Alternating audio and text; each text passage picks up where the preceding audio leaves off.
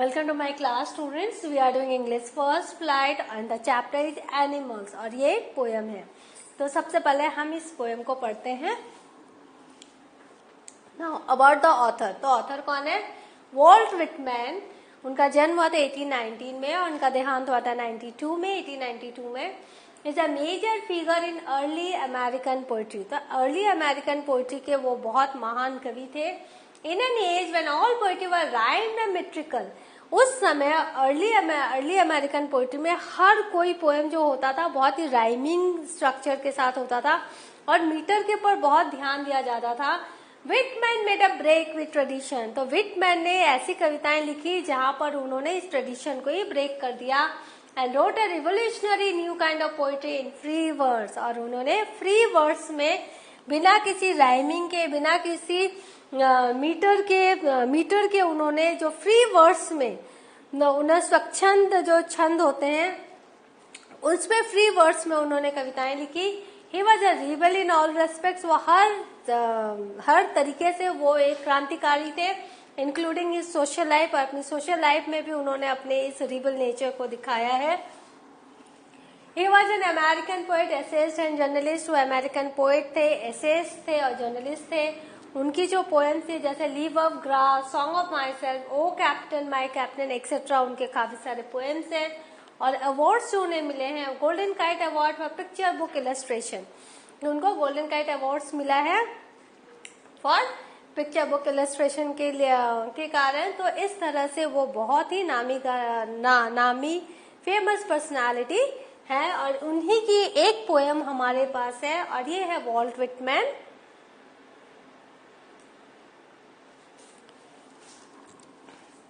चलो टेक्स्ट पढ़ते हैं. आई think I could turn and live with animals. मुझे लगता है कि मुझे अब एक टर्न लेना चाहिए, मतलब जीवन को एक नई दिशा देनी चाहिए, घुमाव देना चाहिए और एनिमल्स के साथ रहना चाहिए. सोचो, पहले ही उन्होंने लिखा कि मुझे एक टर्न लेना चाहिए. I think I could turn, काश मैं ले सकता, could turn and live with animals, और मैं एनिमल्स के साथ रह सकता. They are so placid and self contained. वो इतने शांत है और सेल्फ कंटेन्ड है, मतलब सेल्फ सफिशिएंट, अपने में इतने संतोषी सेल्फ कंटेन्ड है. कभी कोई कंप्लेन नहीं करते, हमेशा वो क्या शांत रहते हैं. I stand and look at them long and long. मैं उनके पास जब खड़ा होता हूँ और उनको देखता हूँ, मैं घंटों देखता रहता हूँ. मैं बहुत दिनों से उन्हें देख रहा हूँ. They do not sweat and whine about their condition. वो sweat and whine में complain, वो कभी complain नहीं करते अपने condition को लेकर. आपने देखा होगा, अगर आपके यहाँ पेट है, कोई भी पेट है, चाहे आप डॉगी रख रहे हो, चाहे आपके पास कैट है या कोई भी ऐसा पेट है, जब आप अपने घर लौटते हो तो वो पेट अपनी खुशी इतनी जाहिर करता है कि आपकी सारी थकान उतार देता है. वो कभी कंप्लेन नहीं करता कि भाई आपने क्यों फोन नहीं किया, आपने मेरे बारे में क्यों जानकारी नहीं ली, मैं अकेला था, मैंने खाना नहीं खाया, वगैरह वगैरह वगैरह.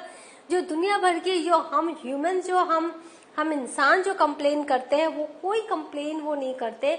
वो सिर्फ आपको प्यार देते हैं और जब आप आते हो तो अपनी खुशी जाहिर करते हैं. तो यही सोचकर जो लेखक है, कवि है, वो कह रहे हैं कि काश मैं एनिमल्स के साथ रह सकता. They do not lie awake in the dark and weep for their sins. वो देर तक रातों को जागते नहीं है और अपने पापों को याद करके रोते नहीं है. वो लोग बहुत सिंपल होते हैं, इनोसेंट होते हैं, वो रोज की जिंदगी रोज जीते हैं. They do not make me sick discussing their duty to God. और वो मुझे परेशान नहीं करते बार बार ये कह के कि हमें भगवान के प्रति कर्तव्य निभाना है, हमें धार्मिक बनना है. Not one is dissatisfied, not one is demented with the mania of owing things.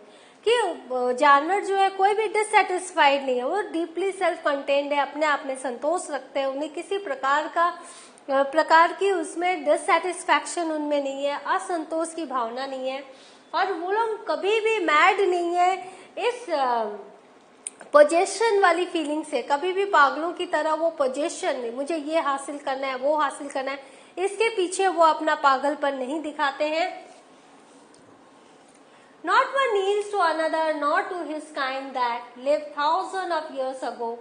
Not one is not one kneels to another, not to his kind that, और न ही वो एक दूसरे को नीचा दिखाते हैं, और live thousand of years ago, not one is expectable or unhappy over the whole earth. और ये क्या करते हैं, वो अपने किसी भी अपने जैसे कभी भी जो भी लोग हैं उनको वो अपना कभी भी नीचा नहीं दिखाते हैं, और वो हर एक को रिस्पेक्ट देते हैं, हर एक के साथ वो खुश रहते हैं। So they show their relations to me and I accept them, और इसीलिए वो अपना जो रिश्ता है मेरे साथ जोड़ रहे हैं, और मुझे जो है उनको एक्सेप्ट कर रहे हैं, और मैं उनको एक्सेप्ट कर रहा हूँ, क्योंकि वो बहुत ही रिस्पेक्ट दिखाते हैं लोगों के प्रति, और वो अनहैप्पी नहीं है, वो हैप्पीनेस में बिलीव रखते हैं। They bring me tokens of myself, they evince them plainly in their position, और मैं आश्चर्यचकित हो जाता हूँ कि वो जो सिंबल्स हैं, जो टोकन्स हैं, वो मुझे शो करते हैं, और उनके पास वो सिंबल्स हैं जो शायद I wonder where they get those tokens, और मुझे लगता है कि पता नहीं वो कहाँ से उन्हें वो सिंबल्स मिले, वो टोकन्स मिले। Did I pass that way used and ago, क्या मैंने बहुत पहले उन टोकन्स को कहीं छोड़ दिया था, एंड नेग्लिजेंटली ड्रॉप देम, और असावधानी पूर्वक मैंने उन्हें गिरा दिया था।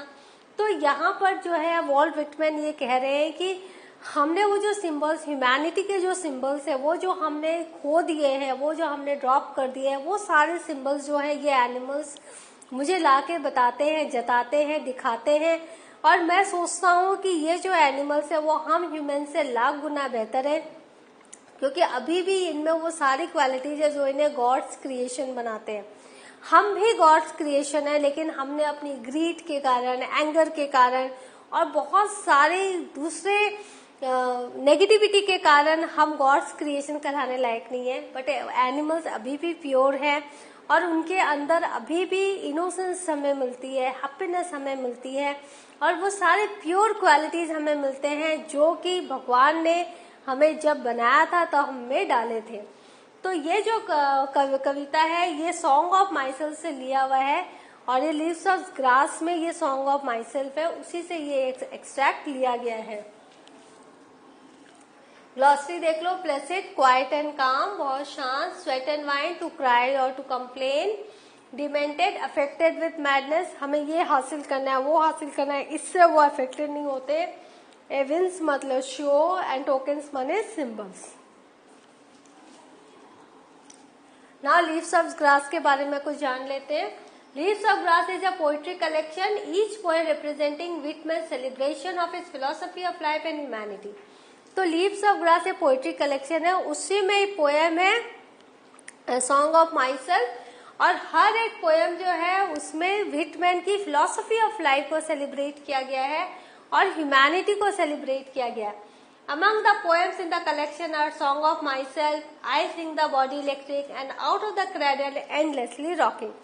तो उस जो कलेक्शन है उसमें कौन कौन से पोएम है? सॉन्ग ऑफ माई सेल्फ है, आई सिंग द बॉडी इलेक्ट्रिक है, और out of the cradle endlessly rocking, ये पोएम्स हैं।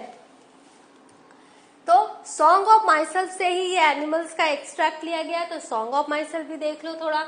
The poem is written in Whitman signature free word style. आपने देखा कहीं कोई राइमिंग स्कीम नहीं है, कोई भी मेट्रिक्स जो मीटर्स का जो एक लय होती है वो भी इसमें नहीं है, फ्री वर्ड्स में लिखा हुआ पोएम है, तो ये फ्री वर्ड स्टाइल को बिलोंग करता है। It was first publish without sections at the first और 12 untitled poem in the first 1855 edition of Leaves of Grass. तो लीव्स ऑफ ग्रास का जब पहला एडिशन निकला था तो उसमें सिर्फ 12 पोएम थी और उसमें कोई टाइटल नहीं था, अनटाइटल्ड पोएम थी। उसी में ये था, ये सॉन्ग ऑफ माई सेल्फ लिखा हुआ था। In section 32, Whitman expresses a desire to live amongst the animals and to find divinity in the insect। तो जो सेक्शन 32 था उसमें ये जो था कवि ने अपनी इच्छा जाहिर की थी एनिमल्स के साथ रहने की और इंसेक्ट्स में डिविनिटी, भगवान को पाने की इच्छा जाहिर को ढूंढने की उन्होंने दावा किया था कि जो डिविनिटी है वो इंसेक्ट्स में है। तो ये जो सॉन्ग ऑफ माई सेल्फ है उसी से ये पोएम एक्सट्रैक्ट की गई है और उस समय कोई टाइटल नहीं था, इसको सेक्शन 32 के नाम से पोएम आई थी। नाउ ये देखो, जो एनिमल जिसके साथ हम भी रहना चाहेंगे, ये प्यारी सी बिल्ली है, सो क्यूट। ये इसका चेहरा यहाँ है, ये इस तरह उल्टा वो लेट कर हमें खुश कर रही है। ये देखो कौन है, ये रोडेंट है। हम लोग बहुत जन होते हैं ना, वो चूहे भी पालते हैं। ये देखो, ये कभी कंप्लेन नहीं करेंगे, कोई भी पेट एनिमल है ना, कभी कोई कंप्लेन नहीं करेगा, चाहे आप उसको कैसे भी रखो, और ये सिर्फ आपको खुशियां ही देते हैं। और ये कौन है, हमारे बहुत ही ज्यादा मशहूर और सब जगह पाए जाने वाले पेट, ये डॉगीज है, पपीज हैं। ये अपने आप में खुश रहते हैं और हमें खुशियां देते हैं। So what have you learned? आपने ये सीखा, पॉल पिटमैन ने कहा कि अच्छा है, काश इंसानों के अलावा मैं जानवरों के साथ रह सकता, क्योंकि जानवर जो कभी कंप्लेन नहीं करते, जानवर कभी मुझे ड्यूटीज ऑफ गॉड नहीं बताते, जानवर कभी भी पोजीशन के लिए पागल नहीं होते हैं, और वो हर समय हैप्पी रहते हैं। तो सेम थॉट्स हम भी सोचते हैं कि काश हम भी जानवरों की तरह ही प्लेन रहते और उन्हीं के साथ हम ज्यादा समय बिताते। तो in the next session I will do the critical analysis and question answer of the same poem. Till then learn the poem, because आपको एक्सट्रैक्ट बेस्ड क्वेश्चंस आएंगे, and understand the poem and the message that the poet has given us. Thank you.